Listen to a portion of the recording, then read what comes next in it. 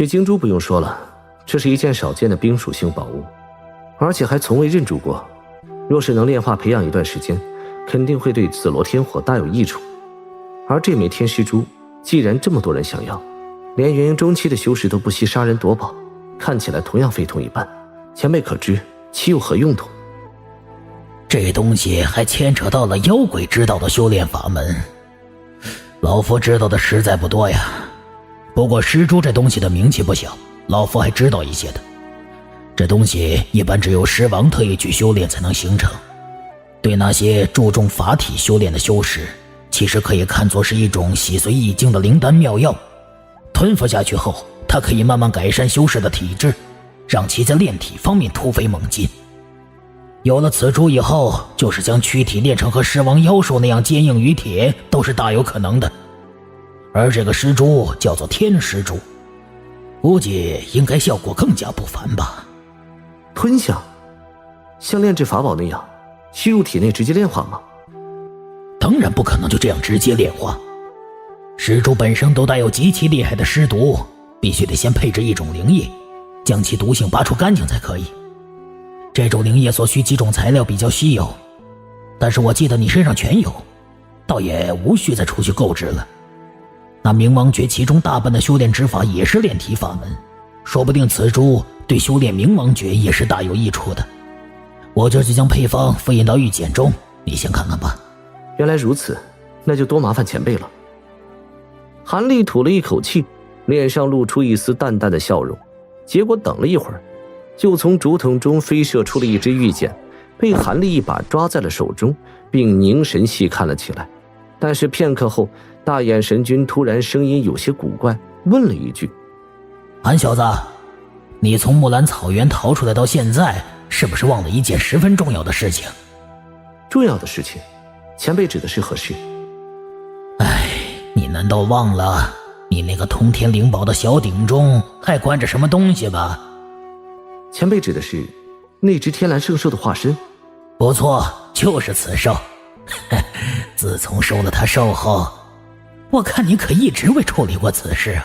莫非真疏忽忘了？疏忽自然是不可能的，其实我早就处理过了，只是此鼎只有在我法力恢复时才能驱除体外，故而前辈并不知道此事。你如何处理的？还能如何处理？那鼎不是我有能力随意打开的，上一次能自行打开鼎盖将此兽收入其中，已经大出我的意料，只是用神识和此兽沟通了一下。结果怎样？此兽降临此界不久，竟然连灵智都没有开启多少，根本无法交流。这很正常，没什么奇怪的。不过此兽既然是上界灵兽神念所化的，估计灵智完全开启用不了多少年的，到时候再处理此兽也不迟的。也只有如此了，可惜天蓝圣女和虚天鼎近似的小鼎同样无法取出，否则以其喷出的灵沙威力，可是一件神通极大的宝物。看来此鼎很有可能是虚天鼎的仿制之物。那小鼎一看就不是那种专门用来灭敌的灵宝，多半是辅助型的。而那七焰扇的确是专门攻击的灵宝，你若能够搜集够材料，按照老夫之法并炼制出来此宝的仿制品，对敌时的威力肯定也在天蓝圣女的小鼎之上，有什么可羡慕的？也许吧。韩立对此倒没有什么异议，火属性宝物无论是何种类型，10个中有9个都是专注攻击，毕竟火灵力原本就是几种属性中破坏力数1数2的。和大眼神君说到这里，韩立不再多言，袍袖往空中轻轻一抖，手中的2颗圆珠飞射而出，紧接着2道法诀打出，击在了2颗珠子上。金白两色的光芒闪动，2颗圆珠顿时悬浮在了空中不动起来。韩立目中闪动了一下，伸手往储物袋上一拍，顿时7、8个瓶子和玉盒，一只银色小鼎先后从袋中飞出，稳稳地落在了身前的地面上，而那只小鼎更是直接停留在了身前的低空处。2手一掐诀，冲小鼎一指点，此鼎一颤之下，鼎盖自行飞射而起，一个盘旋后浮在了半空中。而与此同时，地面上的某个玉盒也自行打开了盒盖，露出了一盒绿莹莹的粉末。韩立一张口，一团青蒙蒙的灵气从口中喷出，打在了此玉盒上。灵光闪动，玉盒中的小半灵粉被青光包裹着腾空飞起，一个盘旋后没入了小鼎中。一声低喝，又一缕青色火焰从口中吐出。此火苗纤细之极，但一击在了小鼎之上，立刻熊熊燃烧了起来，竟将此鼎下半部全部包裹在其中。而此火一喷出后，韩立脸色马上苍白下来，显得精神萎靡不振。韩立心中不禁苦笑了起来，没想到法力被封印后，强行提取元婴体内的一缕阴火，竟然是如此困难。当然，这也和其元气大大受损，还未康复如初大有关系。这时他抬手冲着另外一个细长玉瓶虚空抓了一下，此瓶漂浮而起，缓缓飞至了小鼎上空，瓶口盖子自行一起，此瓶就翻转了过来。一道手指粗粗的碧绿灵液倾倒而下，落入此鼎，和其中的青粉刹那间掺合到了一起。接着低沉的咒语声传出，小鼎上的青色火焰法诀一催之下，立刻高涨了起来，将整只小鼎都包裹起来。仅仅片刻后，一丝药香从鼎中传出。韩立眉梢一动，单手一挥之下，又一个玉盒飞到了半空中，盒中一整株火红灵草被直接倒入了鼎中。就这样，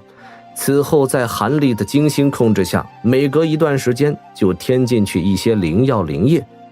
一日一夜后，鼎中之物终于炼制完成。韩立袍袖一拂，鼎上阴火顿时消失得无影无踪，而银色小鼎则轻飘飘地直接落在了韩立手上。单手托起小鼎，低头凝望过去，只见鼎中出现了数寸深的一种浓稠之极的灵液，翠绿晶莹，奇香扑鼻。是这种灵液没错吧？看了一会儿之后，韩立觉得没有什么问题，和预检中说的一般无二，但还是谨慎地问了那么一句：正是此灵液，没想到你的炼丹术竟然到了如此高深的境界，我还以为要炼制灵液最起码也要坏上2鼎呢。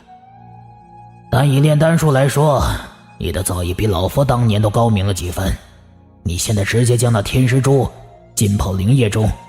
，7天7夜后就可以自行将尸珠中的尸毒去尽，然后就可以放心的服用了。韩立闻言一笑，却没有接口多说什么，而是冲背其施展悬浮术仍漂浮在半空中的金珠一指点，此珠瞬间化为一道金光，直接射入了小鼎中，紧随着将此鼎盖上，重新封死。韩立下面将此鼎往密室中一脚一送，就不再过问，而是将心神转到了那颗血晶珠上。这颗珠子炼化到无需多麻烦，手掌一翻，低不可闻的几句咒语声，一团紫色火焰凭空浮现在手心上，反手一弹，这一团紫火激射而出，正打在了血晶球上。顿时晶珠表面白色灵光和紫芒闪烁不停，灵光大放，一副和紫罗天火交融一体的样子。韩立见此，脸上喜色一闪，随后一股青色霞光从口中喷出，一下将空中晶珠笼罩其内。晶珠在霞光中急剧缩小变形，转眼间化为了丹药般大小，然后被席卷而回，直接吞进了腹中。韩立脸色凝重地闭上了双目，两手结出了一个入定的手势，人就一动不动，内视体内情况。只见血晶珠此刻正在丹田内，被紫焰所化成的一朵寸许大莲花倾托其中，滴溜溜地旋转不停。而在此珠下方，本命元婴则正老老实实地盘坐其下，同样两手结印，和紫焰晶珠交相映衬着，显得神秘异常。韩立见此，心中微松，以他现在的筑基期修为，自然不可能直接炼化宝珠，但好在他的紫罗天火实在霸道异常，倒可以先将此珠收入体内，用仙火加以陪炼，到以后可以炼化的时候，可就事半功倍了。而在紫罗天火的控制之下，必要的时候甚至可以用此火操纵宝珠，强行驱使应敌。将两株的事情处理完毕，韩立却没有马上进行下面的事情，而是又在密室中稍微静坐了半日，让心神法力稍微恢复一下，才将腰间的灵兽带摘下，往空中一系，白色霞光倒卷而出，一个金灿灿的东西就出现在空中，正是那还未炼化完毕的金刚罩。而在这半成品中的金炮中，提魂兽正趴伏其内，舒服的呼呼大睡个不停。韩立见此，嘴角抽搐了一下，颇有些哭笑不得的模样。这提魂兽未免太嗜睡了一些，召唤其出来时十有八九都在酣睡。苦笑一声，韩立无奈地伸手冲金刚罩手指一弹，一颗不大的青色光弹飞出，正好击在了金炮表面上，淡淡的金光一阵轻微的荡漾，就将光弹不动声色地反弹开来。但里面的提魂兽收到此震动，也朦朦胧胧地睁开双目醒了过来，一见自己身处灵兽袋内，此口中一阵的鸣叫，嗖的一声化为了一道乌芒，从金炮中激射而出，在空中一个盘旋后，乖巧地落在了韩立肩头之上，然后用毛茸茸的头颅不停地摩擦韩立的脖颈。此兽经过这么些年的相处，早已将韩立视为亲人，对韩立大为亲热。韩立微微一笑，偏头伸手抚摸了此兽的头颅一下，就转手望向还停留在空中的金刚罩，袍袖浮出，一股青蒙蒙的光霞飞卷而出，立刻将那金色气泡席卷在其内，霞光万道，围着此宝盘旋个不停。但是金色气泡却丝毫反应都没有，犹如死物一般。韩立微微一怔，稍微沉吟了一下后，两手飞快掐动法诀，同时口中念动着另一种收取宝物的口诀来。一道道青色法诀打在了金刚罩上面，结果除了让此宝灵光泛动几下，仍没有任何显著变化。这一下韩立脸色微变了起来，不过以他见识和神通，收取宝物的法诀和手段自然不可能仅这两种。深吸一口气后，韩立不死心，连连变换手中结印，口中咒语声也是忽高忽低，念动不停。五颜六色的法诀在十指连弹动之间连续射出，顿时时间流逝，金刚罩上仍未见任何效果。韩立脸色终于难堪了起来，在晦涩地吐出自己所知的最后一种收取宝物口诀后，咒语声戛然而止。大眼前辈，这到底是怎么回事？虽然我现在修为只有筑基期，也不至于连此宝都无法收取，这金刚舍利变化的此宝还另有什么古怪不成？金刚罩这种佛家舍利子用尸火炼化成护身之宝的做法，原本就是非常罕见的一种炼制法宝之法。毕竟舍利子和尸火两者原本就应该相克难容的，普通的收取之法不管用，也是意料之中的事情。不过我传你一套收取舍利子的口诀，你看看是否有用。好吧，我试上一试。过了小半日，韩立动用了新得到的口诀，终于勉强将此宝缩小收到了手上，这让韩立大松了一口气。不过当韩立想按照大眼神君所给的口诀将这金刚罩完成最后的炼制时，却遇到了更大的麻烦。金刚罩任凭他用阴火锻炼，却丝毫效用都没有。而这一次连大眼神君也无计可施。照大眼神君推测说，想要完成金刚罩最后的炼制，看来还必须要用到万年尸焰炼化才行。韩立听了此话，两眼不禁直翻白眼。这万年尸焰让我上哪儿找去？难道让我上雪顶山再把那炫夜王给绑出来不成？大眼神君听了此话，也只能无奈地哼哼几句，一时陷入了沉寂之中。